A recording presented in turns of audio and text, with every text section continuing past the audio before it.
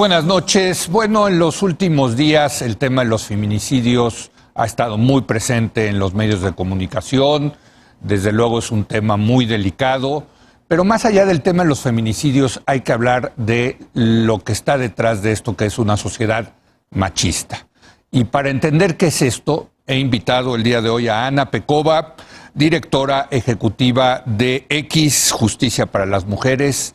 ¿Cómo estás, Ana? Hola, León, ¿qué tal? Buenas noches.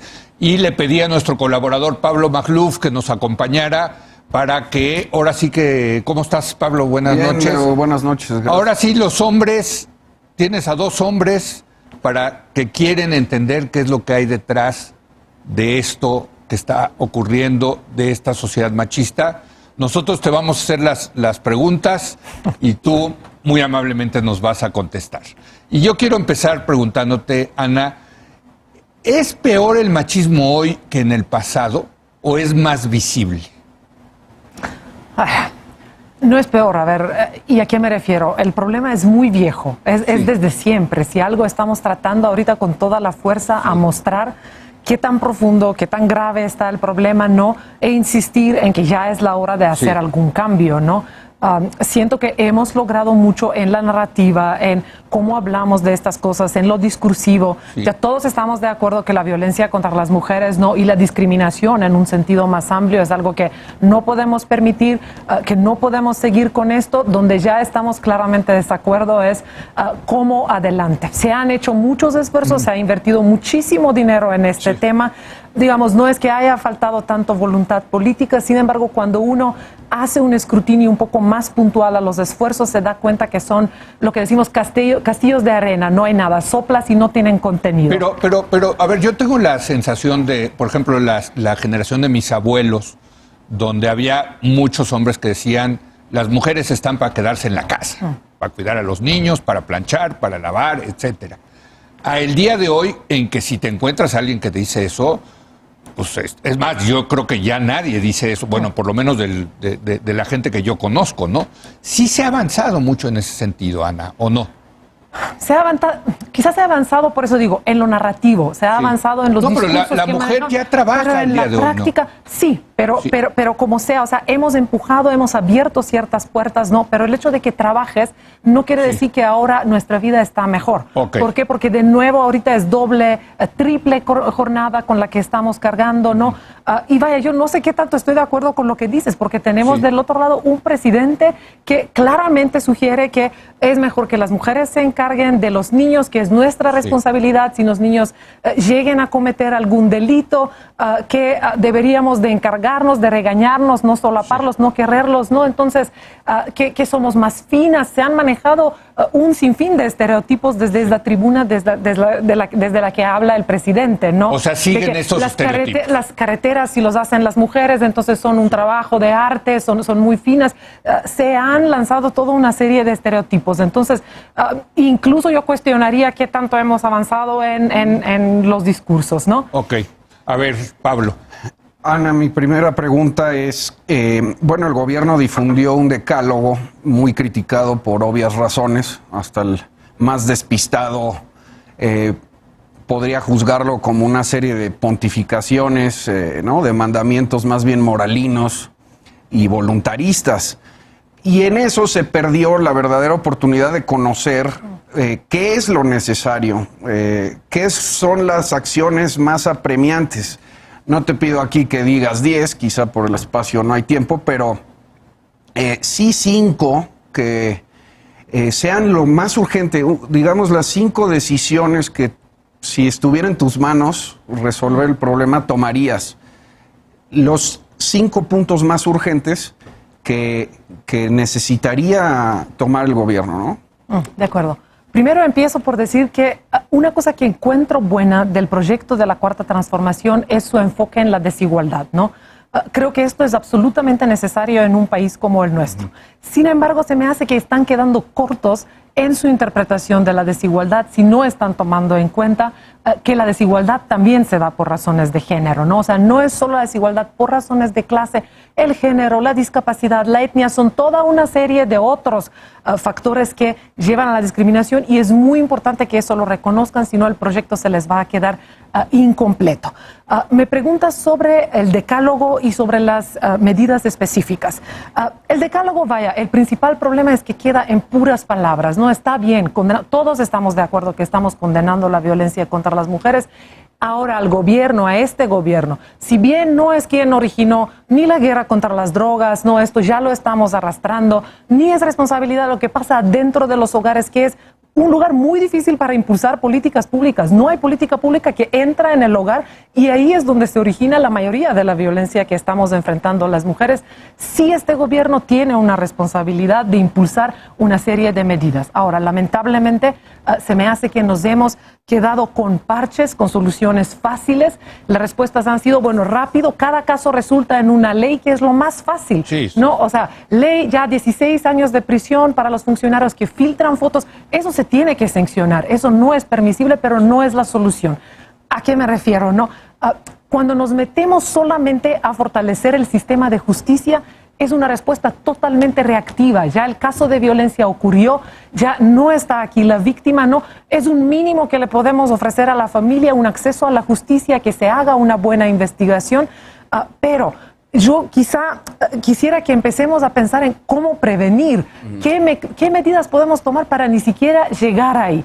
Y ahí hay algunos datos, ¿no?, que dan algunas pistas, por lo menos, por dónde deberíamos de ir. Por ejemplo, hogares donde la tarea de cuidado de los labores en el hogar se dividen entre el hombre y la mujer, baja significativamente la violencia en este hogar. Sí. Hogares donde la mujer trabaja, donde está económicamente independiente, baja significativamente, por lo menos, el riesgo de vivir violencia física. Entonces, ¿por qué no pensar en ese tipo de políticas? No, al contrario, lo que estamos viendo es que se hacen recortes. Se están eliminando justo, ¿no?, programas como estancias infantiles, no hay ningún tipo de apoyo. Entonces, cada día nos estamos alejando más de esas pistas, ¿no? Déjame preguntarte lo siguiente. El otro día tuvimos un programa aquí sobre la homosexualidad con Marina Castañeda y Genaro Lozano, y fue impresionante, y todos coincidieron que lo que ha cambiado en los últimos 30, 40 años para los homosexuales en la sociedad ha sido enorme, ¿no? O sea, realmente el movimiento a favor de los derechos de los homosexuales ha cambiado radicalmente las actitudes con los homosexuales. Y decíamos que las mujeres no. O sea, que los homosexuales han logrado más en estos últimos 30, 40 años que las mujeres, al punto de que hoy tienes la probabilidad de que un homosexual sea el candidato de los demócratas en Estados Unidos, y si que es Pete Buttigieg, y si le gana a Trump, fíjate, habría por primera vez un presidente homosexual antes que una mujer. Suena contraintuitivo. Hubo un afroamericano presidente antes que una mujer en un lugar como Estados Unidos. ¿Por qué? ¿Qué es lo que pasa ahí con el movimiento feminista, Ana? Ahora, el movimiento feminista tiene muchísima fuerza. Y sí, yo diría, o sea, antes de contestar la pregunta, ahora en este contexto en México somos muchas las poblaciones afectadas. Los recortes que se han hecho, las eliminaciones de programas han afectado muchas poblaciones. Personas que viven con VIH también, por ejemplo, todo lo que han estado sufriendo. Personas con discapacidad, tenemos eliminación de instituciones que velan por sus derechos, ¿no? Sin embargo, muy poco hemos conversado de esto, porque también se trata de movimientos que son menos consolidados, más pequeños, que no es el caso de las feministas, que hemos podido lanzar un grito y que se oiga y hacernos presentes, y ahí están las marchas y todo. Hemos logrado también mucho, ¿no? O sea, lo que me refería son, si les diría los montos que se han ido invirtiendo en capacitaciones, en abrir instituciones, en tener mujeres, son recursos millonarios, pero también hay que entender que es una lucha contra todo un sistema, contra toda una estructura, contra todo lo que hemos aprendido desde que somos pequeños. Pero ¿no? también el tema de la homosexualidad, Ana, ¿no? Sí.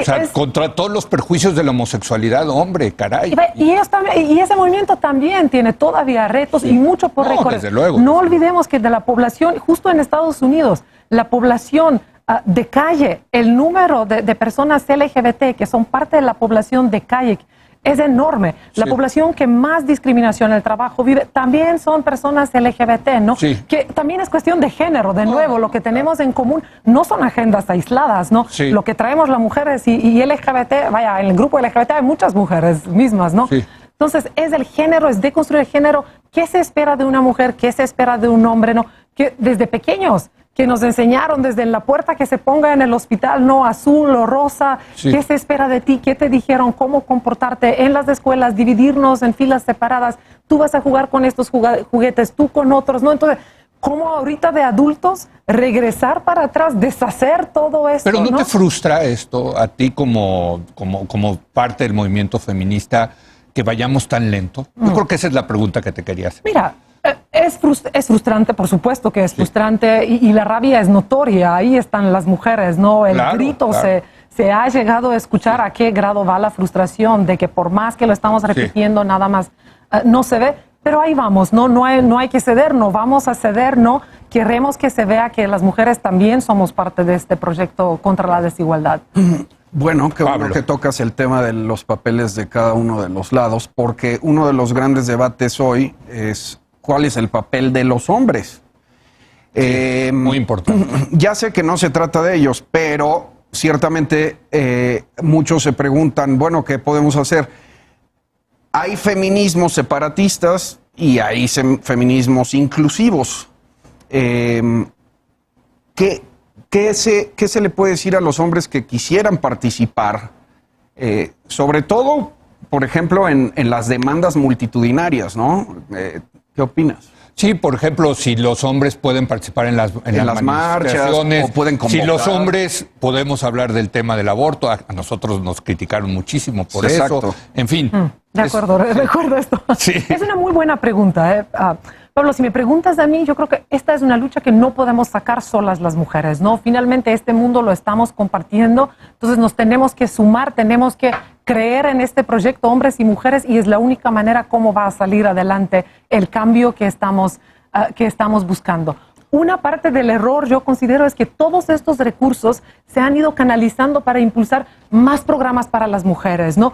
Y necesitamos, claro que una parte del problema es que las mujeres siempre es esta cosa, es que no conocen sus derechos, ¿no? Es que hay que decirles qué es el acoso, ¿no? Entonces vamos a pegar folletes en el metro, vamos a tener campañas para decir, eso no está bien, ¿no? No lo toleres, si te pasa esto, tú denuncia, ¿no? Entonces de repente ahí sí se ha ido avanzando, tenemos mujeres cada día más empoderadas, que piden más, que buscan más, que no aceptan lo que se ha aceptado por muchos años. Pero por otro lado, no se ha hecho nada con los hombres, ¿no? Entonces, una cosa que hemos estado exigiendo, una parte de estos recursos se tiene que ir para ir repensando las masculinidades, ¿no? Y ahí nos tenemos que sumar todos. Eso no es un problema que se va a resolver en las instituciones de justicia. ¿Dónde está CEP? ¿Dónde están las escuelas, no? Para cómo se abordan los temas. Yo todavía en las escuelas tengo hijas pequeñas, ¿no? Te doy un ejemplo muy sencillo. Que no tiene nada que ver con la violencia. El tema de los uniformes escolares. Insistir, ustedes vieron cuánto debate se armó cuando la jefa de gobierno de la ciudad salió a decir, pueden usar lo que quieran las mujeres, ¿no? Falda o pantalón. ¿Por qué es relevante esto? Tengo 2 niñas en la casa. Se quejan, odian la falda. Me dicen, mamá, lo único que yo puedo hacer en el recreo es sentarme con las piernas así y chismear con mis amigas. Y los niños están detrás de un balón, están jugando fútbol, están corriendo. Claro. Yo también quiero jugar fútbol. Las 2 juegan, compiten en la liga de fútbol, son muy buenas, ¿no? Pero ya se empieza a abrir la diferencia, ¿no? Simplemente llegas a 18 años y el tiempo que una niña ha pasado detrás de una pelota es muy diferente al tiempo que ha pasado un niño detrás de una pelota. Entonces ves cómo algo tan trivial como los uniformes determina nuestro desarrollo, determina qué vamos a hacer de grandes, ¿no? Y hay miles de ejemplos así, actividades donde dejan a las niñas con una muñeca, que también hablo de la misma propia experiencia, mis hijas con una muñeca en la mesa así viéndola, ¿qué hago? Lo único que puedo hacer es cuidarla, y los niños con Lego construyendo. Entonces, ¿cómo desde ahí impulsamos un cambio, no? Donde darle, está perfecto si eres un niño y quieres de repente jugar con la niña y cuidarla y llevarla, no hay nada malo, no hay por qué reírse de esto. Y lo mismo para las niñas, ¿no? Entonces creo que tenemos que hacerlo todos. Personalmente, Leo, yo no opino que tienes que tener un útero para poder hablar del tema de aborto, para nada. Sin embargo, ahí también hay otro tema que va más allá de... y que tiene que ver con quién habla, quién está ocupando los espacios de opinión, y cómo ahí hay mucho menos mujeres. Uno abre cualquier periódico, ve quiénes son los columnistas, hay muy pocas mujeres. Abre la tele, quiénes son las personas que opinan, también hay pocas mujeres. Entonces, eso es lo que hay que ir. Esa es una crítica que nosotros tomamos a pie de juntillas. Y está perfecto, y tienen la razón, claro. Entre todos y estamos tratando de cambiarlo, desde luego. Pero, por ejemplo, las manifestaciones, esta cosa de no, dejen que las mujeres se manifiesten, no queremos hombres en las manifestaciones. ¿Cuál es tu postura? Mira, ahí hay un reclamo, ¿no? Un poquitito de que, a ver, esta es una lucha de las mujeres, ¿no? Son problemas de las mujeres, y un poquitito...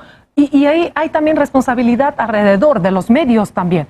Aparece un hombre quizá con cierta relevancia, que ocupa cierto puesto, qué sé yo, y de repente lo único que se va a reportar de las marchas es, vino él y él dijo esto, él apoyó la marcha, ¿no? Entonces queda invisibilizada toda esta demanda de las mujeres. Y creo que vienen un poco desde ahí esas demandas de que esto es de nosotros. O sea, se lleva el reflector, los hombres que participan se llevan el reflector. Sí, justo por esas dinámicas de siempre que hemos tenido de quién ocupa los espacios de opinión. Y creo que viene desde ahí eso, y hay que ceder un poco el espacio y decir, esto es sobre ellas, de ellas, para ellas, que lo digan ellas, ¿no? Las feministas más radicales dicen no, que no participen hombres. Por eso esa es la razón, digamos, porque atraen los reflectores los hombres a una manifestación de las mujeres para las mujeres. Sí, es un poco resaltar que eso es sobre nosotras, ¿no? Y que aquí la voz que tiene que salir por adelante es la de nosotros. Qué bueno si haya hombres que lo apoyan, ¿no? Pero un poco, quizá en esta ocasión, al lado, ¿no? Que tengan el protagonismo las mujeres para que puedan salir adelante los reclamos, los problemas del contexto. ¿Por qué la frustración, no? Y eso, mira, todo cómo se ha reportado en los medios últimamente, de repente abres el periódico, las mujeres vandalizaron la UNAM, ¿no? Dices, a ver, está bien que se reporte qué ha pasado, pero también se me hace muy importante que se ponga en contexto, ¿no? O sea, ¿a qué se debe esta rabia? ¿Cuáles son los miles de casos de acoso que se han quedado sin respuesta, sin atención? Entonces, ¿cómo un poco ampliemos, cómo le damos voz a esas mujeres que están ahí afuera, que están expresando su rabia para que narren su historia? Ahora, ¿tú qué opinas particularmente de estas expresiones, las más violentas? La vandalización, la toma de calles, de monumentos, el presidente pidiendo que no le rayen la puerta, que genera más furia. Pero más bien mi pregunta es, ¿cómo lo ves como estrategia? ¿Te parece efectiva o no? Y sobre todo, ¿qué seguiría? O sea, es decir, una marcha multitudinaria que termine en violencia y en incendios, lo que quieras, ¿a qué seguiría, digamos? De acuerdo.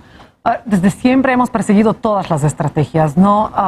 De repente yo siento que tanta atención está captando, ¿no? Si se ha rayado un monumento o no.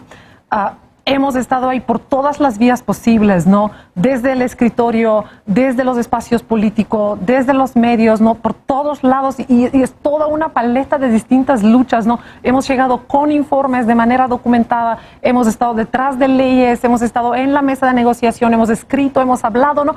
También hemos salido en la calle, ¿no? Personalmente es parte de la historia. Este reclamo, esa frustración, esa revolta que estamos sintiendo las mujeres justo porque estamos llegando ante un muro que no llegan a ser escuchadas nuestras voces, nuestros reclamos.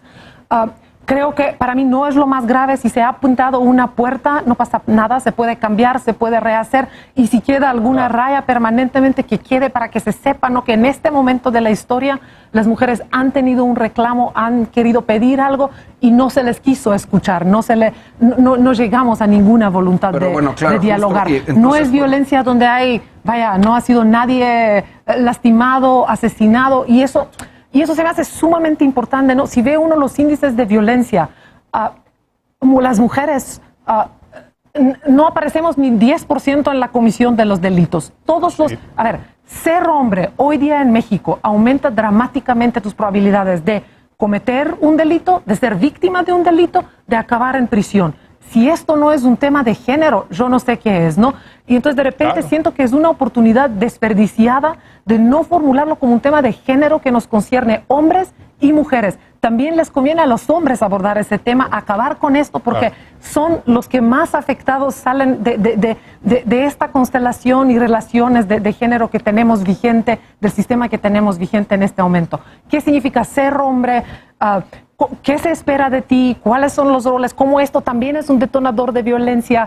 La relación que tienen los hombres con la arma de fuego, ¿no?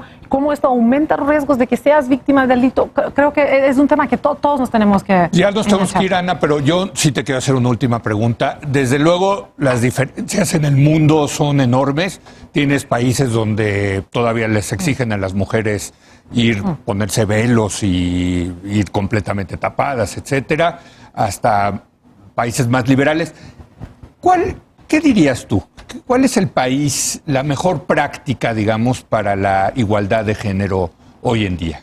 ¿A qué país tenemos que voltear a ver, Ana? No hay país que ha logrado la igualdad de género por completo. No, pero sí hay diferencia, digamos, quiero pensar entre Suecia y Arabia Saudita, ¿no? Sí. Creo que la principal...